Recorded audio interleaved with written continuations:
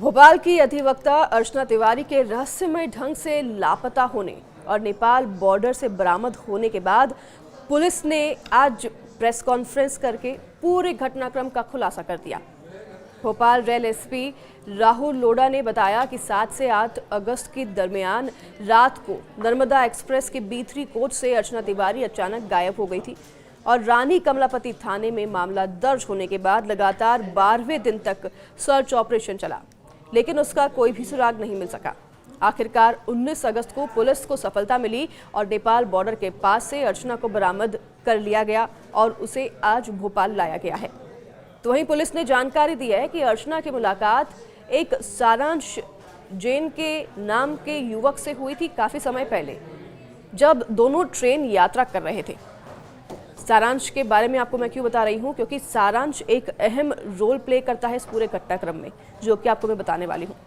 तो अर्चना और सारांश की मुलाकात होती है ट्रेन में जब दोनों सफ़र कर रहे थे।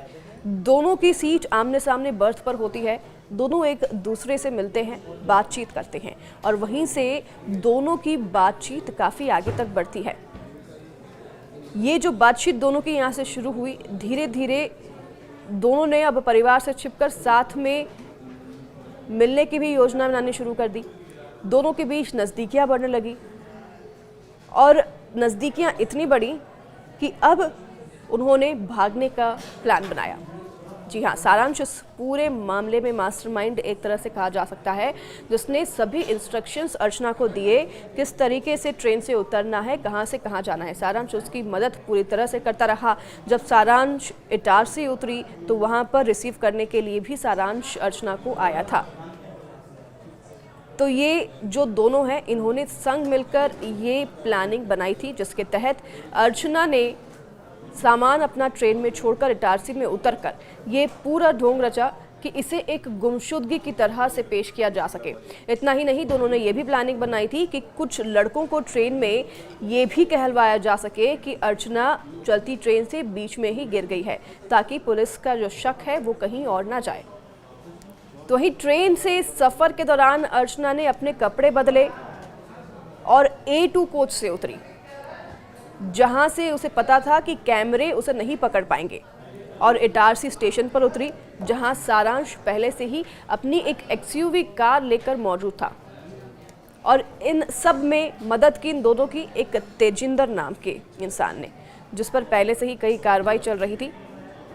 उसने अर्चना को A2 कोच से उतरवाया और फिर उसने ही अर्चना को सारांश से मिलवाया। दोनों कार में बैठकर यहाँ से भाग निकले और इस प्लानिंग में तेजिंदर नाम के शख्स की जो कि सामने बात आ रही है। बता दें आपको कि जिस दिन तेजिंदर ने अर्चना की मदद की थी भागने में, उसी दिन तेजिंदर को दिल्ली पुलिस ने गिरफ्तार किया था, क्योंकि उस पर पहले भी कई धाराओं में केस चल रहे थे। अब रह गए अर्चना और सारांश, जो कि इटारसी से अपनी गाड़ी में, सारांश की गाड़ी में वहाँ से भाग निकले थे। अब यहाँ से वो कई जगह जाते हैं। अर्चना का बैग और मोबाइल सामान ट्रेन में ही है। इसी बीच मीडिया रिपोर्ट्स भी सामने आ रही हैं। दोनों इस बात से वाकिफ हैं कि अर्चना को ढूंढने के प्रयास लगातार किए जा रहे हैं। इसी के चलते शाहजहाँपुर में भी अर्चना 2 दिन तक रुकी। जब उन्हें पता चला कि मुसीबतें अब बढ़ने लगी हैं, तो वो मध्य प्रदेश छोड़कर हैदराबाद भी रुके कई समय तक। जांच में ये भी सामने आया कि दोनों कई दिनों तक गाड़ी में ही रह रहे थे, इसी डर से कि अर्चना अगर बाहर निकलती है तो कोई उसे पहचान लेगा। और उन्होंने उसी रास्ते को चुना जहां पर टोल प्लाजा भी नहीं आता, क्योंकि दोनों को पता था अगर टोल प्लाजा वो क्रॉस करते हैं तो CCTV के कैमरे में अर्चना की तस्वीर कैद हो सकती है और इससे अर्चना तक पुलिस आसानी से पहुंच सकती है। तो उन्होंने ये रास्ता चूज़ किया जहां टोल प्लाजा भी नहीं था। तो ये प्लानिंग के तहत घटनाक्रम को अंजाम दिया गया, लेकिन पुलिस की पड़ताल तेज़ होती गई और जब पुलिस की पड़ताल तेज़ हुई तो इसे देखकर हैदराबाद से भी वे भाग निकले और नेपाल पहुँच गए। काठमांडू में दोनों पहुंचे, जहां पर दोनों साथ रह रहे थे। पुलिस ने बताया कि अर्चना पहले से ही लॉ की प्रैक्टिस कर चुकी है और कानूनी जानकारी होने के कारण वह लगातार पुलिस को चकमा देती रही। उसे कानूनी प्रक्रिया पूरी तरीके से पता थी और इसी के तहत वो ये पूरी प्लानिंग प्लॉटिंग करती रही। लेकिन भूल जाते हैं लोग कि कानून को चकमा देना बहुत मुश्किल है। कहीं ना कहीं तो आप गलती कर ही बैठेंगे और फिर आप पकड़े जाएंगे। ऐसा ही कुछ अर्चना के साथ भी हुआ। अर्चना अपना इंस्टाग्राम यूज़ करती रही नया फ़ोन लेने के बावजूद इंस्टाग्राम की जो लोकेशन है उसको ट्रेस करते हुए पुलिस उस तक पहुंच गई और लखीमपुर खीरी से नेपाल बॉर्डर से अर्चना को पुलिस ने बरामद किया। भागने से पहले अर्चना और सारांश ने नया फ़ोन भी खरीदा था। सारांश भी अपना फ़ोन इंदौर में छोड़ आया था। वो अपने पापा के नाम से सिम कार्ड यूज़ कर रहा था, तो वहीं अर्चना एक नया फ़ोन यूज़ कर रही थी ताकि दोनों को ट्रेस नहीं किया जा सके। हालांकि पुलिस की ट्रेसिंग जो है वो इंस्टाग्राम अकाउंट से अर्चना तक पहुंची और उसी के तहत अर्चना को पकड़ा जा सका। इस केस में ग्वालियर के कांस्टेबल राम तोमर का भी नाम सामने आया, तो वहीं पूछताछ में राम तोमर ने यह स्वीकार किया कि वह अर्चना को जानता है लेकिन कभी भी मिला नहीं है। उसने बस टिकट बुक करवाने की बात मानी है। फिलहाल पुलिस उससे भी गहन पूछताछ कर रही है। तो रेल एसपी राहुल लोढ़ा ने बताया कि पुलिस टीम को जब काठमांडू से लोकेशन मिली तो टीम ने अर्चना से संपर्क किया। इसके बाद वह नेपाल बॉर्डर के पास आई, जहां से पुलिस ने उसे बरामद कर लिया।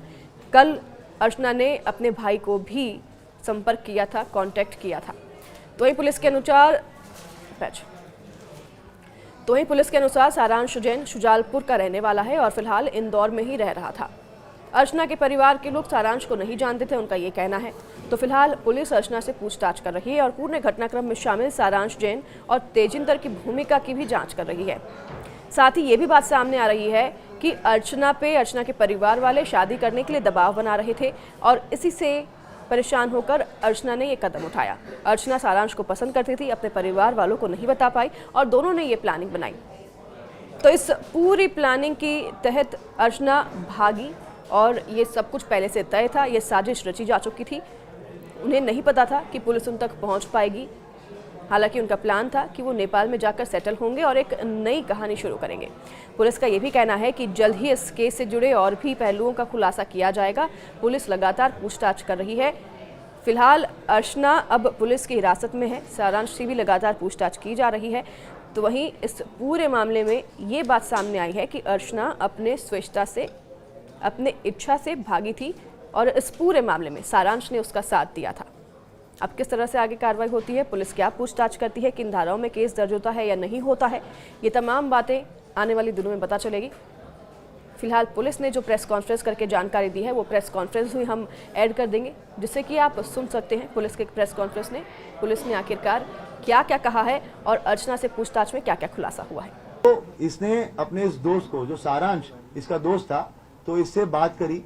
6 तारीख को ये हरदा में केस के सिलसिले में गई थी, हरदा के आसपास में। वहीं पे ढाबे पे बैठ के एक तेजिंदर करके है, तेजिंदर सिंह और सारांश और लड़की, इन तीनों की बैठ के बात हुई। वहां पे इन लोगों ने प्लान किया कि किस तरीके से जो है अगर हम लोग मतलब बेसिकली ये छोड़ के भाग जाना है।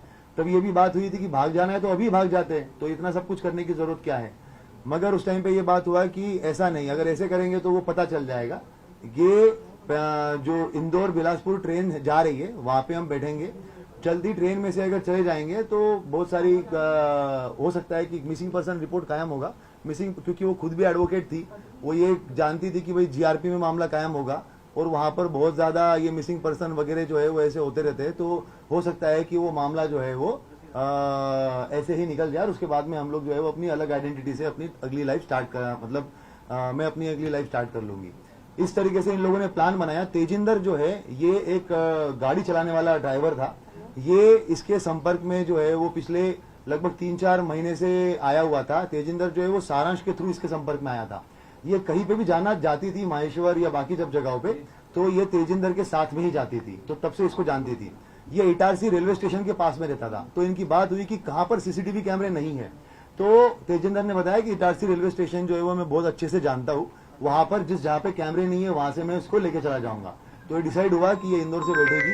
उसके बाद में फिर जब ये ट्रेन में बैठी है तो इसने सारांश को फोन किया है। कपड़े जो है वो सारांश शुजालपुर में रहने वाला है सारांश, और इंदौर में अप डाउन करता है। वहां से ये कपड़े खरीद के लेके आया उसके। ये एक अपनी XUV 700 XUV गाड़ी से जो है वो बाय रोड वहां पे इटारसी तक आया और नर्मदापुरम तक आया। नर्मदापुरम में इसको तेजिंदर मिला। तेजिंदर के साथ में इसने उसको कपड़े दिए। तेजिंदर जो है वो नर्मदापुरम में ट्रेन में बैठा हुआ है। ट्रेन में बैठने के बाद में इसने लड़की को कपड़े दिए। उसके बाद में जो सारांश है ये लड़का पहुंचा इटारसी बाय रोड। उसके बाद लड़की ने जो है वो अंदर ही अंदर कपड़े वपड़े चेंज किए ताकि उसको कोई पहचान ना सके। उसके बाद में ये A2 B3 कोच में ये थी, मगर ये A2 कोस्ट से अलग से बाहर निकली इटारसी में। इटारसी में ऐसे बाहर निकली कि क्योंकि तेजिंदर को पूरा पता था कि कैमरे का सिस्टम कहाँ पे है और कहाँ पे नहीं है, तो आउटर एरिया में इसने जो है वो लड़की को उतारा और वहां से उसको लेके चला गया। और बाहर जो है वो सारांश वेट कर रहा था, तो वहां पर उसने जो है वो लड़की को लेके जाकर सारांश को दे दिया। लड़की ने अपने मोबाइल और घड़ी जो है वो तेजिंदर को दे दी और बता दिया कि भाई इसको जो है ये आपका बागतवा और मिडघाट वाला जो एरिया है उस तरफ कहीं तो फिकवा देना, ताकि ये बात हो जाएगी। तेजिंदर से उसने ये भी बात की थी कि हम लोग 3-4 लड़कों से एक रिपोर्ट लिखवा देंगे कि भाई कोई तो लड़की उड़की जो है वो यहाँ पे गिर गई है करके ऐसा। और ट्रेन में जब आगे गाड़ी वाड़ी रहेगी तो वहां पर हम लोग जो है वो कंप्लेंट करवा देंगे। ये सारी बातें हो गई और उसके बाद में उसको मोबाइल और घड़ी वगैरह दे दिया। लड़की जो है वो सारांश के साथ में आगे चली गई। कोइंसिडेंटली सारांश ने एक व्यक्ति को भी साथ में लेके आया था, तो वो भी उसको भी हम लोगों ने राउंड अप करके उससे बयान लिए हुए, वो चश्मदीद गवाह है। उसके बाद में घटना ये हो गई कि तेजिंदर को उसी टाइम पे दिल्ली की पुलिस उठा के लेके चली गई। क्यों? कारण तेजिंदर जो है वो किसी फ्रॉड के मामले में आरोपी था। तो उसी रात, सेम रात को 1 बजे जो है वो ये घटनाक्रम होता है और अगले 1 घंटे में तेजिंदर को पुलिस उठा के लेके चली जाती है। अब जब ये पूरा मामला हमारे पास में आता है, लड़की जानबूझ के सामान पूरा के पूरा सीट पे छोड़ के गई ताकि हम लोग ये सोचे कि लड़की हो ना हो कहीं पे गिरी है, वो कहीं पे भागी नहीं है। अगर भागती तो पूरा सामान लेके जाती। ये पूरा सोच के प्लान करके जो है वो सामान वहीं पर रखा गया था। उसके बाद में जैसा कि उसने सोचा था, जब हमारे पास में मामला आया, सारा डिस्कशन हुआ, बात यही हुई कि भाई सामान जो है वो पूरा के पूरा छोड़ के चली गई है। छोड़ के गई इसका मतलब कहीं ना कहीं गिरी होगी।